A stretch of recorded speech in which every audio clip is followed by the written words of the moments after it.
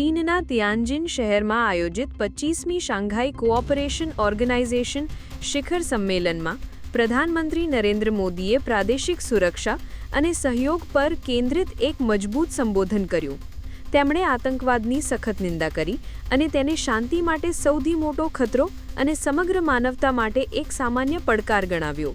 પહલગામમાં થયેલા તાજેતરના હુમલાનો ઉલ્લેખ કરતા પીએમ મોદીએ કહ્યું કે ભારત છેલ્લા 4 દાયકાથી સીમા પાર આતંકવાદનો ભોગ બન્યું છે અને આતંકવાદ, અલગતાવાદ અને ઉગ્રવાદ સામે શૂન્ય સહિષ્ણુતા નીતિની હાકલ કરી. તેમણે આતંકવાદ સામે લડવામાં બેવડા માપદંડો સામે ચેતવણી આપી, જે નિવેદન પાકિસ્તાન પર નિર્દેશિત હોવાનું માનવામાં આવે છે.